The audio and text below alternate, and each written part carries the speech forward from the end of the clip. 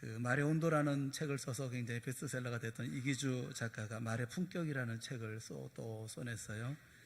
그는 이런 얘기를 합니다. 무심코 던진 말 한마디에 품격이 드러난다 라고 얘기하면서 사람이 지닌 고유한 향기는 사람의 말에서 뿜어져 나온다 라고 말했어요.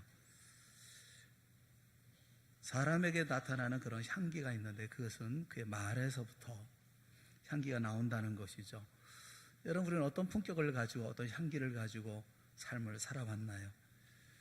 강호동이 상을 받는 자리에서 웃기는 사람이 되어야지 우스운 사람이 돼서는 안 된다 라고 하는 자신의 유머 철학을 소감으로 이야기하기도 했지만, 말이라고 하는 것은 기술이 아니라 매일매일 쌓아 올려진 습관입니다. 그래서 고치기도 힘들고 또 바꾸기는 더욱이나 어려운 것이 말이죠. 우리가 이제껏 했던 수많은 말들, 그 가운데 쓸만한 말은 얼마나 될까요? 생각해보면 오히려 버릴 말들이 훨씬 더 많지 않을까 싶습니다. 킹스 스피치라고 하는 영화가 있어요.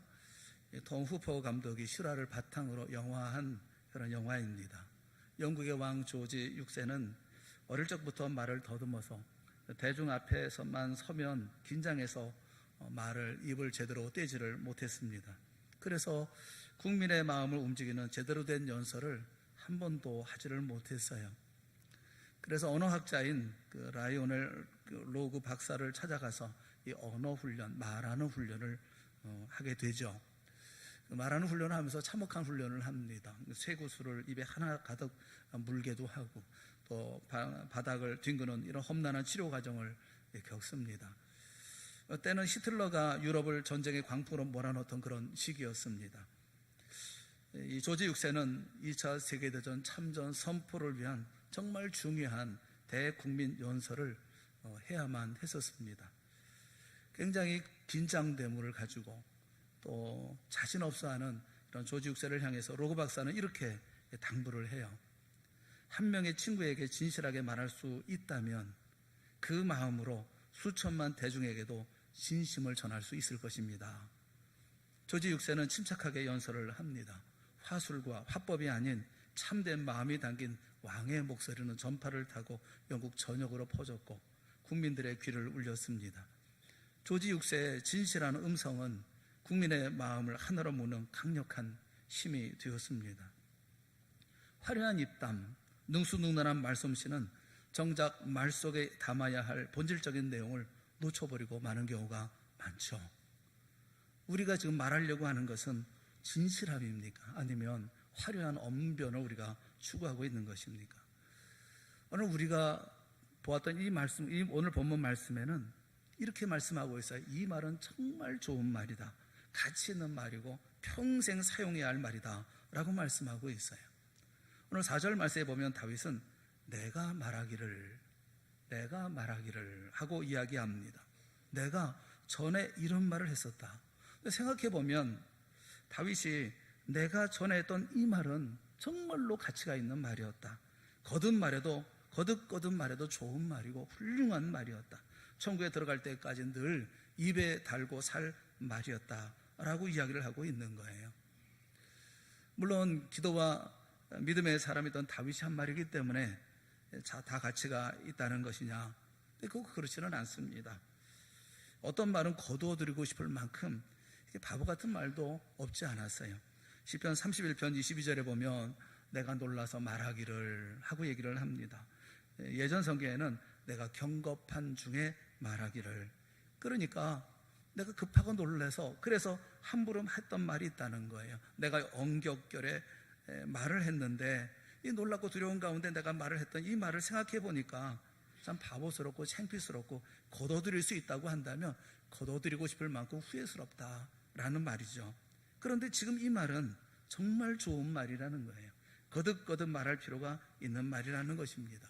천국에 들어갈 때까지 늘 이 말을 입에 달고 살아야 할 말이다 라고 얘기하고 있어요. 어떤 말을 얘기하고 있는 걸까요? 내가 말하기를 하고 그 다음에 어떤 얘기를 할까요? 여러분 따라해 보세요. 여호와여 내게 은혜를 베푸소서. 쭉 연결해서 시작. 여호와여 내게 은혜를 베푸소서. 이 말이 정말 좋은 말이다. 이 말은 평생 입에 달고 살아야 될 말이다. 내가 말하기를. 이렇게 말을 돌아보면 너무 좋은 말이다 라고 말하고 있어요. 사랑하는 여러분, 성경을 통틀어서 저는 누가 이렇게 말을 했다고 해서 예수님이 그를 꾸짖으셨다는 것을 본 적이 없어요. 누가복음 18장에 보면 예수님은 두 사람의 기도를 소개하고 있습니다. 바리새인과 세리의 기도를 소개하고 계시죠. 따로 서서 기도하던 바리새인이 이렇게 기도합니다. 나는 다른 사람들 곧 토색, 불의, 간음을 하는 자들과 같이 아니하고 이 세리와도 같이 아니함을 감사나이다.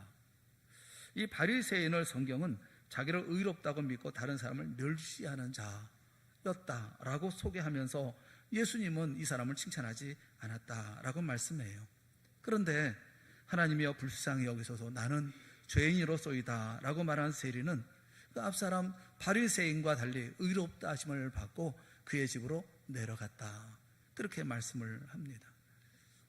여호와여 내게 은혜를 베푸소서. 이 말은 자주 반복할수록 좋습니다.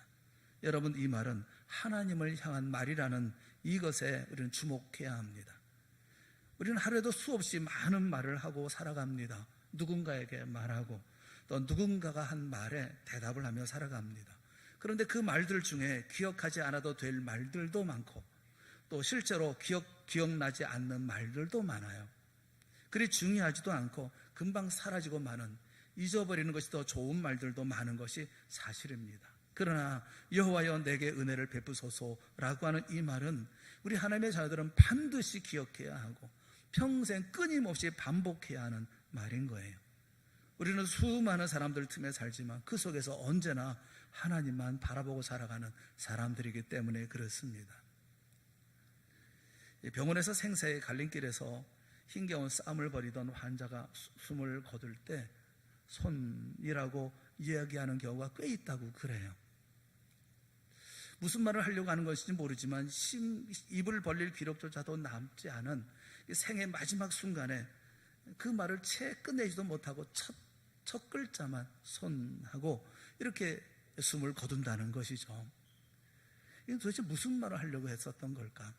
병원에서 일하는 분들, 많은 분들이 그렇게 이야기를 하더라라고 얘기하면서 이분들의 생각하기에, 이분들이 들어보기에는 한 번 더 가족의 체온을 느끼고 싶어서 손 잡아줘 이렇게 말하려고 했던 것은 아닐까, 뭐 이렇게들 얘기를 합니다. 인간의 외로움을 달래주거나 그 외로움의 농도를 연하게 만드는 것은 결국 타인의 손길과 언어일 것이죠. 사람을 홀로 떨어져 살아가는 섬과 같습니다. 사람이라는 각기 다른 섬을 이어주는 것은 그런데 다름 아닌 말이라고 하는, 언어라는 교각이죠. 말 덕분에 우리는 외롭지 않습니다. 그런데 날카로운 혀를 빼들어서 칼처럼 휘두르는 사람으로 이 시대는 넘쳐나고, 자극적인 이야기를 폭포수처럼 쏟아내며 좌중을 들었다 놓았다 하는 이런 능병가가 이 시대에 홍수처럼 범람하고 있어요. 이들의 말솜씨가 우리를 잠시 시원하게 할 수도 있고 또 우리를 즐겁게 할 수도 있습니다. 그러나 그 어떤 평안도 우리의 근본적인 외로움을 달래주지는 못하는 거예요. 사랑하는 여러분, 여러분은 어떤 말의 소유자이십니까? 하나님을 바라보며 살아가는 사람으로 여러분은 어떤 말을 가장 많이 하고 계십니까? 여호와여 내게 은혜를 베푸소서라는 말이 여러분 평생에 가장 많이 하는 말이 되어질 수 있기를 주님의 이름으로 축원합니다. 이 말은 병든 사람의 말이에요. 여호와여 나를 더 이상 괴롭게 하지 마옵소서. 이제 모든 고통을 멈추어 주옵소서. 나를 이 병상에 누워있게 마소서. 다윗이 이렇게 말하지 않습니다. 이런 말들 다 없어요. 다만 여호와여 내게 은혜를 베푸소서. 오직 간구만 있어요. 거기 불만도 없고 불평도 찾아볼 수가 없습니다. 다윗의 이 말이 하나님의 마음에 쏙 들어오고 하나님은 이 말을 기뻐하셨어요. 그래서 이제 우리는 여호와여 내게 은혜를 베푸소서라는 이 말의 의미가 뭔지 오늘 좀 더 깊이 살펴보려고 합니다. 다윗이 왜 이 말이 정말 좋은 말이고 그리고 천국에 들어갈 때까지 늘 이 말을 입에 달고 살아야 할 말이라고 하는지 우리가 좀 살펴볼 필요가 있어요. 다윗이 여호와여 내게 은혜를 베푸소서라고 말하는데 그러면 어떤 은혜를 지금 간구하고 있는 것입니까? 내게 은혜를 베푸소서 간구할 때 은혜는 첫째, 내 고통을 감하여 주소서라고 호소하고 있는 거예요. 사랑하는 여러분, 여러분의 심장이 아프고 떨리거나 여러분의 부어오른 몸이 시뻘겋게 달궈진 망치로 두들기는 것처럼 아플 때, 아무리 인내력이 뛰어난 사람이라 할지라도 자기도 모르게 눈물이 찔끔 나올 정도로 극심한 고통이 반복적으로 찾아올 때 여러분이 드릴 수 있는 가장 좋은 기도는 여호와여 내게 은혜를 베푸소서라는 기도인 것입니다. 저는 이 더운 날 질병과 싸우는 분들을 생각하면 늘 마음이 안타까워요. 이 더운 날 또 일터에서 땀으로 온 몸을 적시며 일하는 분들을 생각하면 참 안쓰럽습니다. 그때 우리가 드릴 기도가 뭘까요? 여호와여 내게 은혜를 베푸소서라는 기도입니다. 육신의 고통만 고통은 아니죠. 마음의 고통도 쉽지 않습니다. 저 역시 너무 마음이 힘들고 또 어려우면 잠도 오지 않고 밤새 병자처럼 끙끙 앓습니다. 그리고 이리 뒤척 저리 뒤척하며 주님께 호소합니다. 저는 주님의 자녀 아닙니까? 자녀가 이렇게 고통 가운데 죽어가도록 내버려 두시겠습니까? 주님은 아버지가 자식을 긍휼히 여긴 같이 여호와께서는 자기를 경외하는 자를 긍휼히 여기신다고 말씀하지 않았습니까? 여호와여 내게 은혜를 베푸소서. 그러면 그렇게 기도하는 동안 어느 사이인가 마음이 편안해지고 어느 사이인가 저도 모르게 잠이 들어 있습니다. 사랑하는 여러분, 확신하기는 여러분이 극심한 육체적 고통을 겪을 때 거룩한 인내로서 고통을 감수하고 어린아이처럼 순박한 마음으로 여호와여 내게 은혜를 베푸소서 기도한다면 어떤 의사의 처방보다도 우리의 고통을 덜어주시는 주님의 손길을 발견하게 되어질 줄로 믿습니다.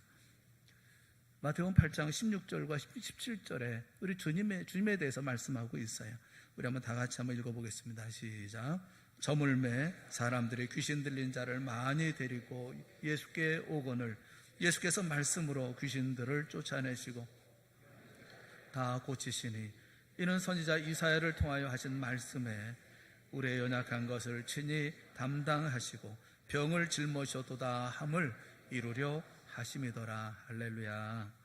예수님 온 갈릴리에 두루다니면서 천국 복음을 전파하시면서 백성 중에 모든 병과 모든 약한 것을 고치셨습니다. 모든 고통당하는 이들의 연약함을 예수님께서 친히 담당하시고 그들의 병을 짊어지셨어요. 그런데 여기 예수님께 고침받은 이들의 이름을 알 수가 없고 출신도 알 수가 없어요.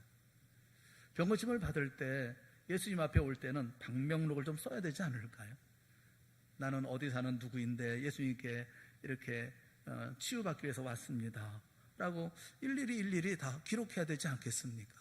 또 제자들이라면 예수님께 치유받은 사람들의 이름 또 그리고 그의 출신지 그의 성분 이렇게 다 기록을 해야 되는 것이 아니겠어요? 그래서 예수님께서 이런 사람들을 고치셨다 이렇게 얘기해야 되는 것이 아니겠습니까? 그런데 성경은 한 문둥병자, 백부장의 하인, 한 중풍병자, 가다라 지방에 귀신 들린 사람, 혈루증을 앓는 여인, 어떤 소경, 성경은 어떤 사람의 이름도 기록하고 있지 않습니다. 왜 그럴까요? 이들이 바로 우리들이고 우리들이 바로 이들이기 때문에 그렇습니다. 눈먼 소경인 우리, 38년 된 병자인 우리, 죽을 병에 걸린 우리를 주님은 오늘도 여전히 이들을 고쳐주시는 것처럼 고쳐주시기 때문에 그렇습니다.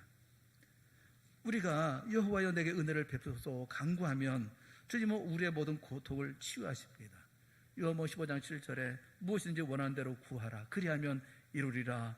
이 말씀 믿으시고 고통 중에 있을 때 여호와여 내게 은혜를 베푸소서 간구하는 우리 모두가 다 되어질 수 있기를 주님의 이름으로 축원합니다. 구원은 주님에게 있는 거예요. 다윗도 이렇게 간구해요. 여호와께서 그를 병상에서 붙드시고 그가 누워있을 때마다 그의 병을 고치시지 않았습니까?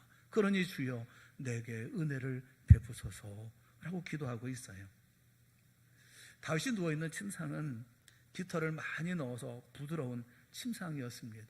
하지만 이런 침상도 한 달만 그 위에서 자면 아주 딱딱해지고 마는 그런 침대가 되어져 버리고 말죠. 병중에 있는 이에게 이 침상은 그리 푹신한 침상이 아닙니다. 그런데 여러분, 아무리 깃털을 많이 넣어서 부드러운 침대로 만들었다 할지라도 병으로 고통하는 이에게는 푹신하고 부드러운 침대란 없습니다. 사랑하는 여러분, 병자를 위한 평안한 침대는 오직 하나님만이 만들어질 수가 있는 거예요. 하나님이 내가 그의 모든 침상을 만들어 주리라 말씀하시는 것입니다. 우리 주님은 매트레스와 베개와 그리고 이불을 포함한 모든 쉴 자리를 만들어 줄 것을 우리에게 약속하고 계셔요. 내가 그를 돕고 위로하며 그로 인내하게 하리라. 내가 그에게 힘을 주어 나의 모든 뜻을 감당하게 하리라. 이것이 주님이 우리를 향하신 약속이에요. 그러니 우리는 다만 주님을 향해서 주님, 내게 은혜를 베푸소서 기도할 뿐인 것입니다. 병 가운데 있습니까? 고통 가운데 있습니까? 가슴 아파 견딜 수가 없습니까? 그때마다 기도하세요. 주여, 내게 은혜를 베푸소서 간구하세요. 주님께서 큰 은혜와 은총으로 우리 모두를 씻어주시고 제하여 버리시는 역사를 체험하게 되어질 줄로 믿습니다. 이 다윗이 얘기하고 있는 주여 내게 은혜를 베푸소서라고 하는 것은 이 고통을 내게서 지워주시고 이 고통을 치유하여 주시옵소서라고 기도하고 있는 거예요. 또 한 가지는 내게 은혜를 베푸소서 간구할 때 그 은혜는 내 죄를 사하소서라고 기도하고 있는 것입니다. 다윗은 자신이 겪고 있는 극심한 고통이 있어요. 극심한 고통은 다른 데 있는 것이 아니라 자기 죄 때문이라는 사실을 압니다. 그래서 내게 은혜를 베풀어 주소서, 내가 주께 범죄하여 싸우니 나를 고치소서라고 기도하고 있는 거예요. 다윗은 자신의 죄에 대해서 변명함이 없습니다. 내가 주께 범죄하였습니다. 그 뒤에 어쩔 수가 없었습니다. 누구라도 다 죄를 지었을 것입니다. 라거나 내가 감당하기엔 너무 어려운 시험입니다. 혹은 온통 나를 시험하는 환경이었기 때문에 어쩔 수가 없었습니다. 라고 변명하지 않아요.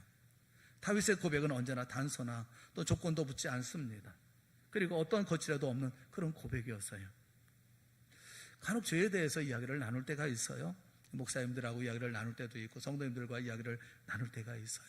이런저런 죄 때문에 가슴 아픈 얘기를 하면 이렇게 얘기를 해요. 아유, 우리 모두 다 죄인이죠. 우리 모두가 죄인이죠. 그런데 그 말을 들을 때 그 이야기하는 말 속에서 이게 그냥 마음에서 나오는 소리는 아닌 것 같다라는 느낌이 있어요. 스폴전 목사님이 설교하는 중에서 한 예를 든 게 있습니다. 그 예가 있는데 한 수도사가 있어요.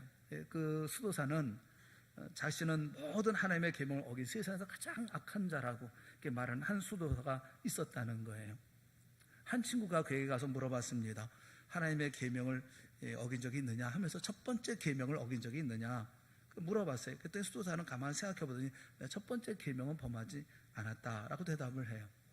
또 다른 친구가 와서 물어봅니다. 다른 친구가 이번엔 물어볼 때 두 번째 계명을 범한 적이 있느냐라고 물었더니 그 수도사는 사실 두 번째 계명도 어기지 않았다라고 말을 해요. 그렇게 다른 친구들이 차례로 십계명에 가서 물었습니다. 그래서 수도사는 각각의 질문에 대해서 아니 나는 일생 동안 그 계명을 범한 적이 없어라고 말하더라는 거예요. 수도사는 말하기를 자신은 죄인이라고 자신은 가장 악한 자라고 말하고 있지만 실제로는 자기는 죄인이라고 생각하지 않고 있다는 거죠. 사랑하는 여러분, 분명히 여러분 들으세요. 예수님은 진짜 죄인들, 자신의 죄가 진짜 죄라고 느끼는 사람을 위해서 죽으시는 거예요. 그저 입에 발린 말로 나는 죄인입니다 말하는 일을 위해서 죽으신 게 아니에요. 내 죄가 가슴 아픈 죄고 내 죄 피치 못할 죄이지만 그러나 너무 송글스러워 고개를 들지 못하는 사람을 위해서 예수님은 죽으신 거라고요. 이 죄 때문에 가슴이 아프고 이 죄 때문에 속이 상하고 이 죄 때문에 고통스러워하는 사람을 구원하시기 위해서 예수님 십자가 위에서 죽으신 거예요. 사랑하는 여러분, 여러분은 매일매일 짓는 죄가 고통스럽습니까? 죽을 만큼 괴롭습니까? 견딜 수 없습니까? 아니면 그저 아무렇지도 않습니까? 하루의 삶에서 내 안에 모든 죄들이 있지만 그냥 하루 지나면 그만인 아무 느낌도 없습니까? 그저 변명하면서 세상 모든 사람이 다 그런데요 뭐 대수롭지 않게 그까짓 죄점 이렇게 여기고 지나가십니까? 하루를 보내면서 여러분 하나도 마음에 걸림도 없고 마음 아픔도 없고 괴로움도 없습니까? 인터넷에 이 맞춤법 틀린 글이 올라왔어요. 그러자 그 아래 극혐이라고 하는 댓글이 잔뜩 달렸습니다. 극혐이라고 하는 극도로 혐오스럽다는 거죠. 맞춤법 틀린 것이 왜 극도로 혐오스러운 일인지 이해가 되질 않아요. 맞춤법을 틀리는 것이 무슨 세종대왕을 모욕하겠다는 저희가 있는 것도 아니고 그저 좀 모른다는 것뿐인데 그게 혐오의 범위에 들어갈 정도로 잘못한 것일까 하는 생각이 들어요. 인터넷 안에는 여러 말들이 돌아다닙니다. 극혐이라는 말과 개저씨라는 말도 있어요. 개저씨라는 것은 개념 없는 아저씨라는 거죠. 기레기도 있습니다. 이는 기자와 쓰레기 합성어예요. 설명충도 있습니다. 딱히 풀이할 필요가 없는 사안까지 친절하게 진지하게 설명하려고 하는 사람들은 설명충, 설명벌레라고 얘기를 해요. 급식충도 있습니다. 학생을 비하해서 급식을 먹는 아이들을 가리켜서 급식충이라고도 얘기를 해요. 유족충이라는 말도 있었죠.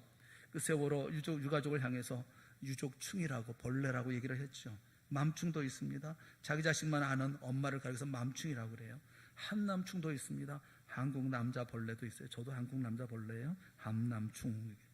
수많은 모욕과 그 혐오를 담은 이런 단어들이 난무해요. 이 모든 말들은 서로를 너무 쉽게 혐오하고 있다라는 것입니다. 이 혐오주의의 원인은 주로 중산층의 붕괴 때문이라고들 이야기를 합니다. 지위의 불안을 느끼는 이들이 누군가를 내몰아서 자신의 사회 혹은 경제적인 지위를 되찾으려고 벌이는 그런 일이다, 이렇게 설명을 합니다. 그런데 이렇게 변명만 하면 되는 거예요? 여러분, 대한민국 여자로 태어났다는 이유로 김치녀로 묶이고 결혼해서 전업주부를 하면 취집충이라고 얘기를 합니다. 취집충이라고 하는 것은 취직과 시집을 합친 거예요. 취직이 안 되니까 시집간 벌레, 이렇게 얘기를 하는 거예요. 아기를 낳으면 맘충이고 설명할로 들면 설명충이고 진지하면 진지충이에요. 벌레 아닌 사람으로 살기가 참 어려운 것이 오늘 세상이에요. 이런 일상적인 혐오에 대해서 모멸감이라는 책을 쓴 그 김찬호 교수는 웬만큼 잘나지 않으면 인정받지 못하는 세상에서 그 공허를 메울 수 없는 가장 쉬운 방법이 다른 사람에 대한 모멸이라고 얘기를 합니다. 그러니까 그 얄팍한 우월감을 맛보기 위해서 다른 사람을 함부로 대하는 거예요. 이게 얼마나 찌질한 짓입니까? 그러면서도 거기에 자신도 한 발 들여놓으려 할 뿐, 누구도 그것이 다른 사람을 함부로 멸시하는 죄로 여긴다거나 그런 일을 저지른 자신에 대해서 가슴 아파하거나 미안해하거나 사과하는 사람이 없어요.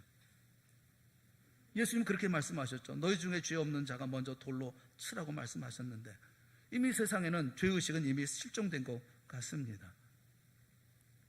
우리는 죄가 없나요? 그저 하루 살 때 편안하게 하루를 지낼 수가 있었나요? 사랑하는 여러분, 우리는 모두가 다 주님 앞에 죄인입니다. 시편 51편 4절에 내가 주께만 범죄하여 주의 목전에 악을 행하여 사오니 라고 고백하고 있어요. 탕자도 고백합니다. 누가복음 15장 18절 19절에 보면 내가 일어나 아버지께 가서 이르기를 아버지, 내가 하늘과 아버지께 죄를 지었사오니 지금부터는 아버지의 아들이라 일컬음을 감당하지 못하겠나이다 라고 고백을 해요. 죄의 본질은 하나님에 대한 죄입니다. 곧 영적인 죄, 창조주를 잃어버리고 유일하신 구원자이신 예수 그리스도를 무시한 죄, 이것은 무서운 죄이고 죄 중에 죄인 거예요. 세리의 기도는 우리가 날마다 드려야 할 기도입니다. 하나님이여 불쌍히 여기소서 나는 죄인이로소이다. 이 기도는 엄마가 드려야 할 기도고 아빠가 드려야 할 기도예요. 아들이 드려야 할 기도고 딸이 드려야 할 기도이고 어린아이까지 모두가 드려야 할 기도인 것입니다. 이 기도는 가엾은 창기의 기도였고 죽어가는 강도의 기도였습니다. 주님은 제자들에게 우리가 우리에게 죄 지은 자를 사하여 준 것 같이 우리 죄를 사하여 주시옵고 라고 기도하라고 가르쳐 주셨어요. 하나님 여러분, 죄를 아파하십시오. 죄를 두려워하십시오. 죄를 무서워하십시오. 죄를 지으면 괴로워하고 고통하는 우리 모두가 되어질 수 있기를 주님의 이름으로 축원합니다.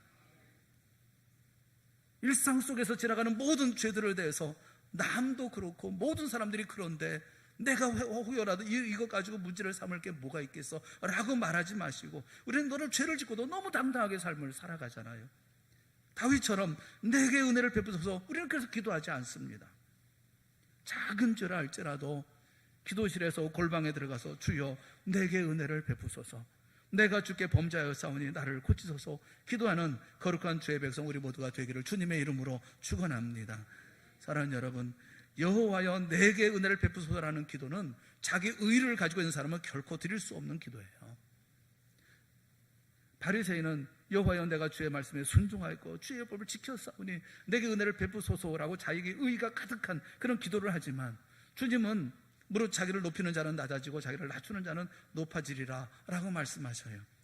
육신을 따라 생각하는 자는 결코 여호와여 내게 은혜를 베푸소서라고 기도할 수가 없습니다. 어떤 사람이 자기의 의로 덕지덕지 기운 더러운 누더기를 걸치고 있으면서 여호와여 내게 큰 문제가 있다고 생각되지 않습니다 라고 말한다고 한다면 그것처럼 어리석은 말이 어디 있겠어요?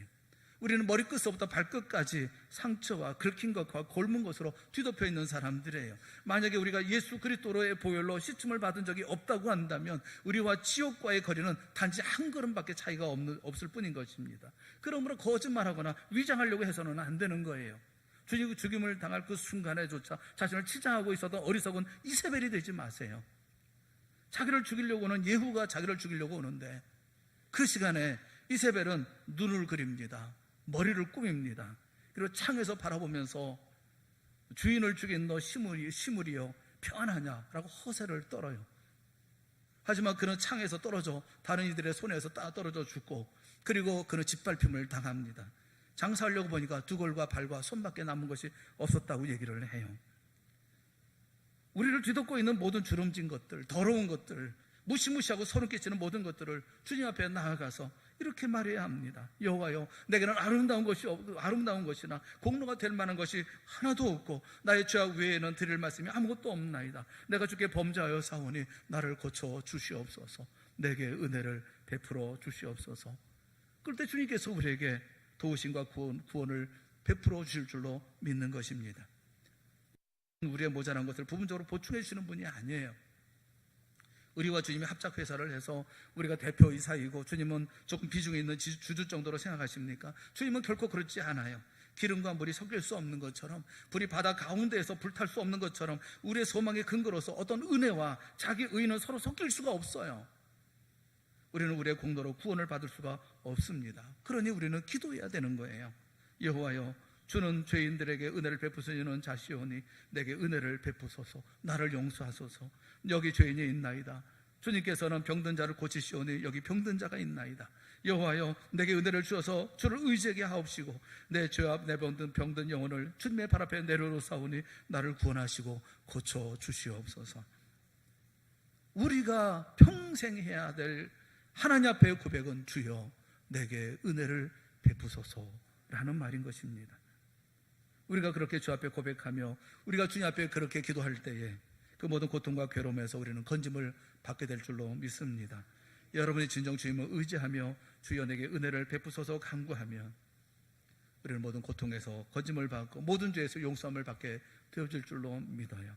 여러분이 주님을 바라보기 시작하면 그 즉시로 구원을 받게 되어지고 또 여러분을 이끄셔서 바로 이 순간 주께서 주시는 놀라운 은혜로 체험하게 하여 주실 줄로 믿습니다. 사랑하는 여러분, 내가 주는 모든 것들을 내려놓고 오늘 다윗처럼 겸손하게 주 앞에 무릎을 꿇고 주여 내게 은혜를 베푸소서 기도하고 그 은혜 가운데 믿음의 역사를 만들어가고 그 은혜 가운데 주님과 함께하는 믿음의 역사를 만들어가는 우리 모든 성도들이 되어질 수 있기를 주님의 이름으로 축원합니다. 기도하겠습니다. 사랑하는 하나님 아버지, 은혜를 베풀어 주시옵소서. 우리에게 은혜를 베풀어 주시옵소서.